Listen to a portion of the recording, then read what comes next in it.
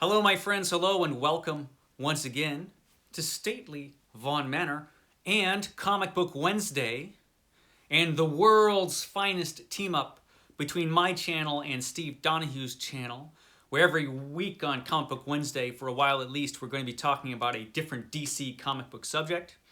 And today, what we are talking about on our respective channels is the Legion of Superheroes. Yes, the legendary Legion of Superheroes. A superhero team that has had a long and convoluted history, much like DC Comics itself has had a long and convoluted history. A lot has gone on with the Legion over time, but the Legion has survived one way or another. So I'm going to be talking a little bit about the Legion today. I'm going to be talking specifically about my introduction to the Legion, which was a little odd and roundabout, and the Legion itself and some of these initial Legion stories that showed up in the Silver Age of comics. This video is more of an introductory video because the main event today, at least, is going to be Steve Donoghue's video. Steve Donoghue experienced the Legion the best way you can experience the Legion, and that is as a small child reading these comic books as they first came out. That must have been a great experience and probably the best way to possibly read the Legion is in that way. As a child, experiencing them as they were originally published, as Silver Age comic books. Initially, the Legion showed up in it was Adventure Comics, I believe, with Superboy. They ended up in every Superman comic book for a while in the Superman line of comics, and then they got their own feature and have been plugging along ever since in one form or another. The Legion of Superheroes, a superhero team from the future of super-powered teenagers, bunch of kids, these guys, the Legion of Superheroes. And they were inspired to become the Legion by Superboy, who was their hero from the past. It's an interesting story, and it was very popular, that initial Legion story. And Steve Donoghue will give you a much more thorough history of the Legion than I can. So I'm going to tell you how I came across the Legion, which, like I said, was in a roundabout odd way. In my experience reading the original Legion of Superheroes Silver Age stories. Now, they have gone on. They went on through the Bronze Age. They've just been kept plugging along, these guys. I didn't even become aware of the Legion really until the 80s. I had seen a comic book called The Legion, because The Legion was published at that time, but I didn't know anything about it. I didn't recognize any of the characters. I didn't know what it was about, and I read pretty much Marvel up to 1986 anyway, for the most part. I was a Marvel kid. But then the Crisis on Infinite Earths happened, and the DC Comics universe was revamped and restarted. Superman was started over from the beginning by John Byrne and the evil masterminds over at DC Comics. And Superman's history was pretty much wiped out. And in wiping out Superman's history, they also wiped out the idea that Superman was ever Superboy before he became Superman. So he didn't become Superman until he was a grown man. No Superboy. Now the problem, of course, and this is a problem I don't understand why it wasn't handled beforehand, during Crisis or before Crisis, was that if you wipe out Superboy, that's the entire history of the Legion right there. The entire history of the Legion of Superheroes is intricately entwined with Superboy. And the first time I became aware of this was the first time I became really aware of the Legion of Superheroes. When I was a kid, and I was getting Crisis and all these comics at this little comic book shop back in the day when I was 16. No, I was 15 when I originally got these. So back in 1986. Now, the comic book shop is not like comic book shops you see nowadays, with all kinds of stuff and graphic novels and all this stuff. No, it was basically a shoebox. It was this tiny little place. I mean, it was tiny, man. And you just walk in, and there's like a little bit of space in the counter, and there was just this week's new comics were on the racks, and some boxes of old comics, of back issues, and that was it. It had nothing else in this tiny little comic shop. So all it was were new issues and some back issues in boxes. That's it. That was the whole comic shop. But I would go in there once or twice a week and pick up comics and pick up old comics and whatever, and it was great. It was one of the earlier comic book stores, I think, the comic shop.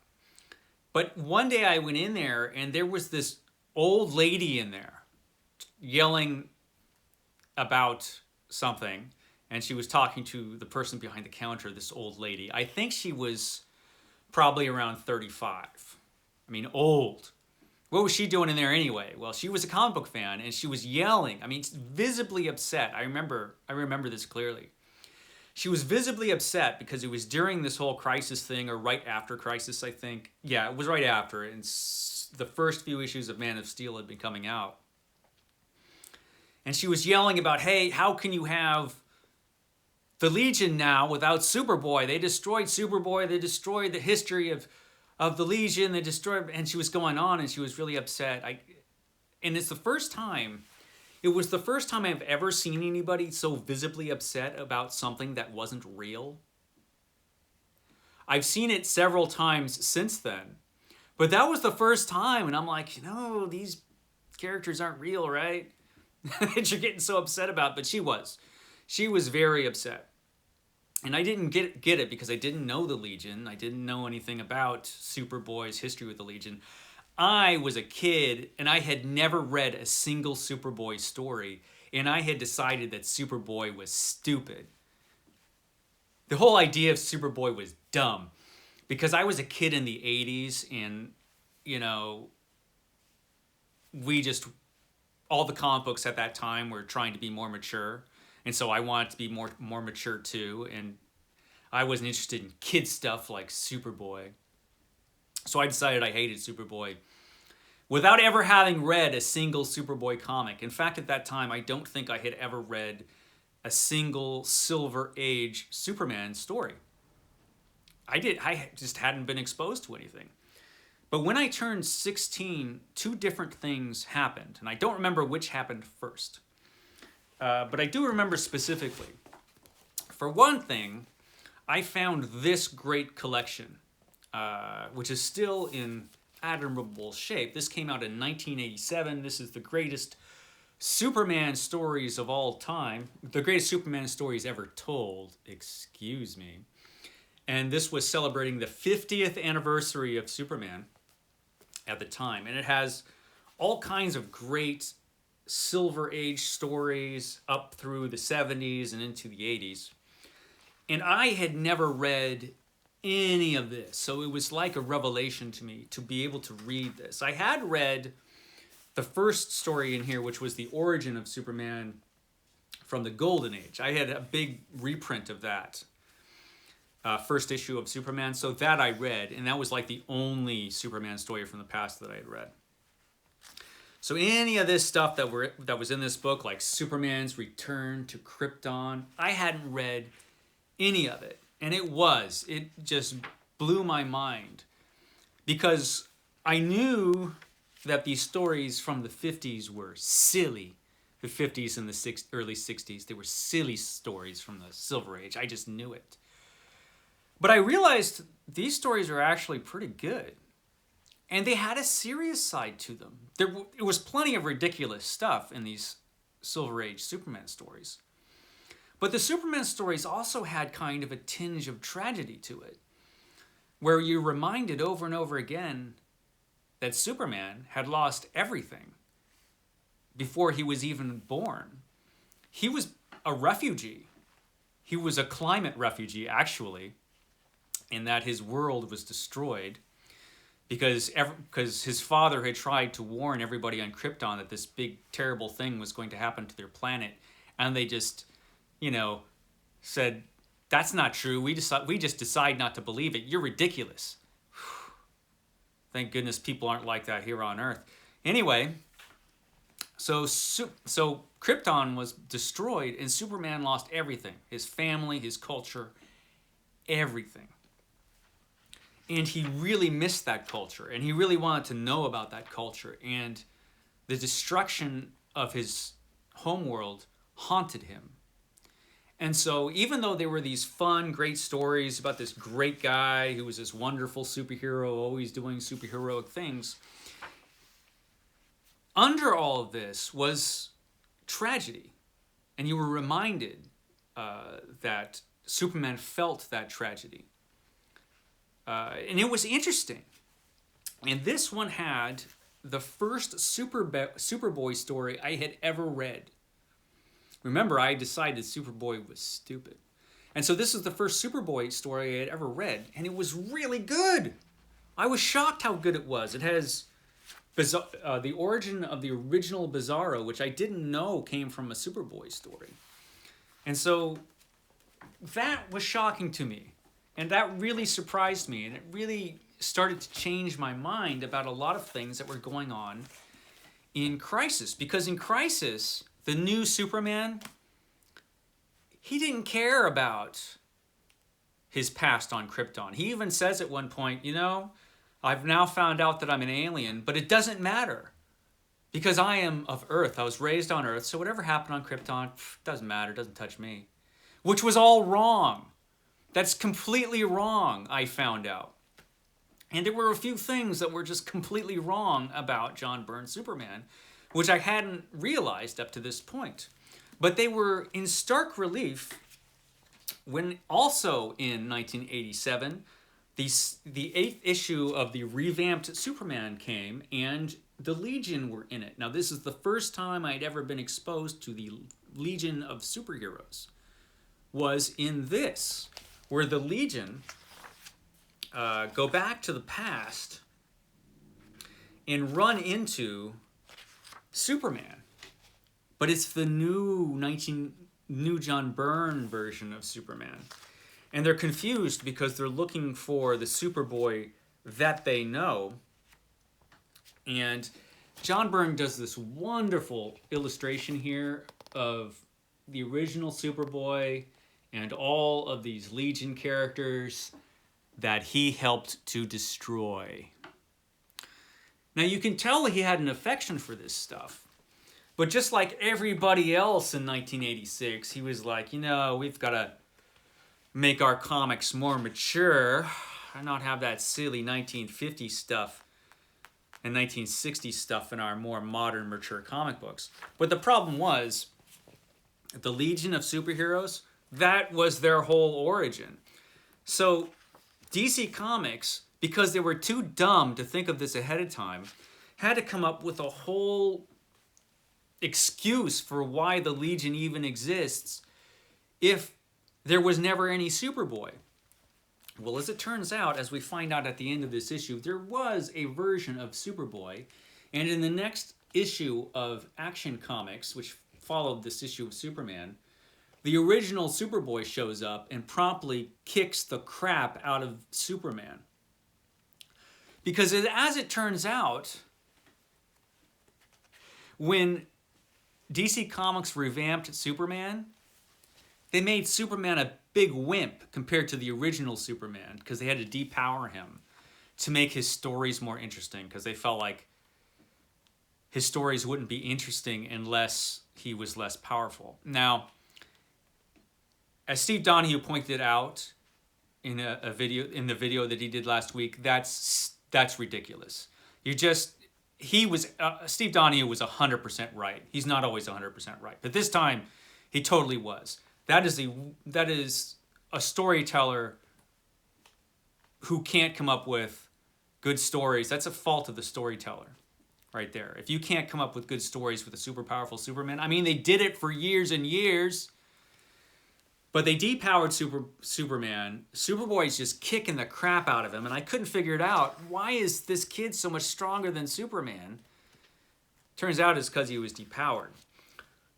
Well, it turns out this guy made a pocket universe.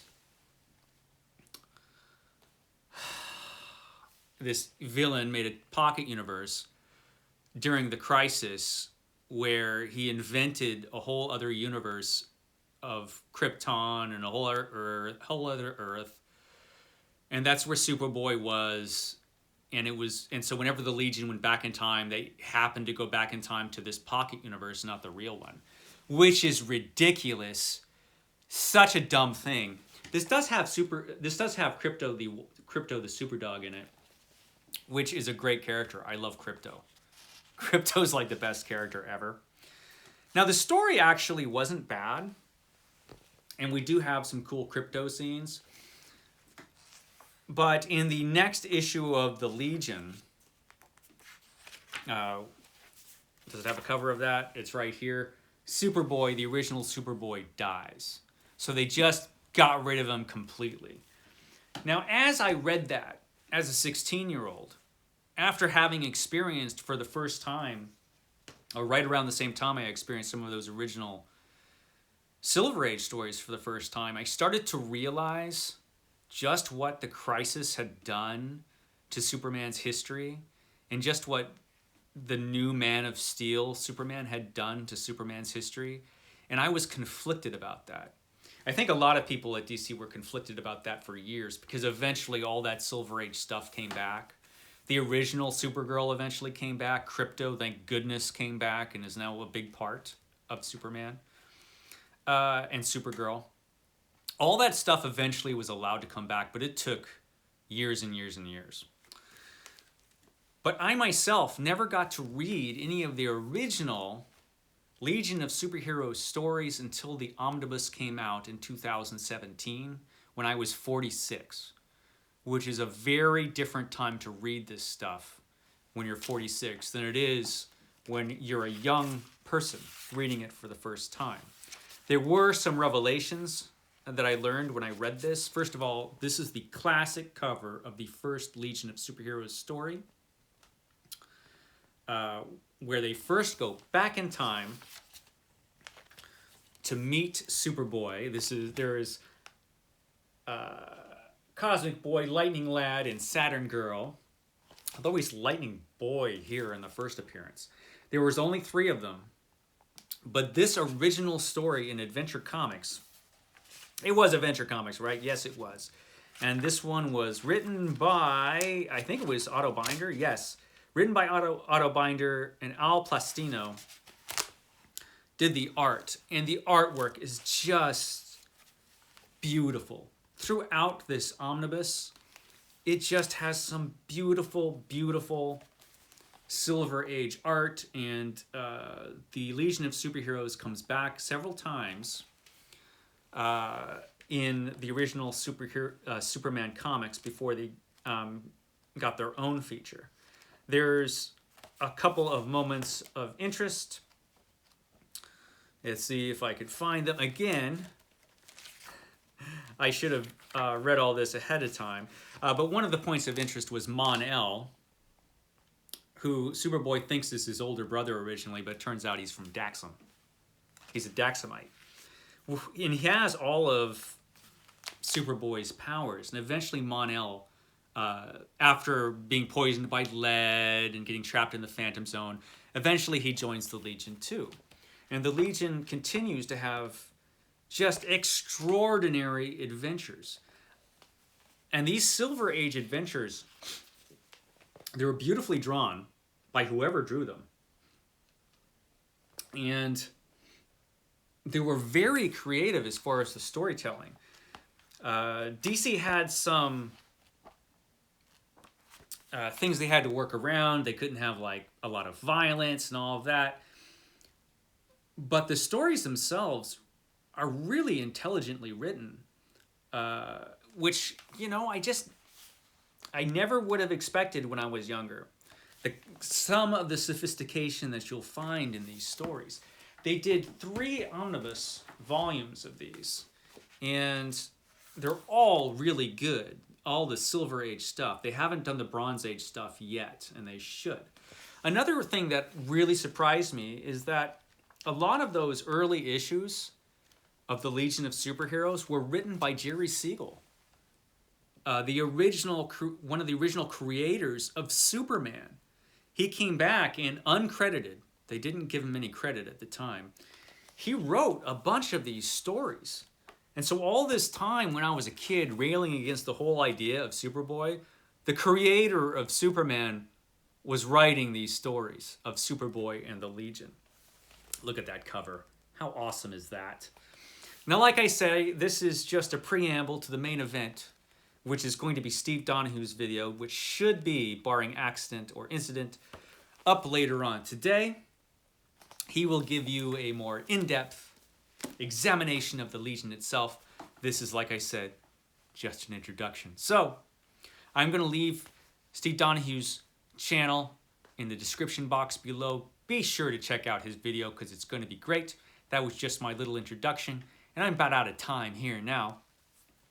I will catch you next time here at stately Vaughn Manor. Thanks, guys.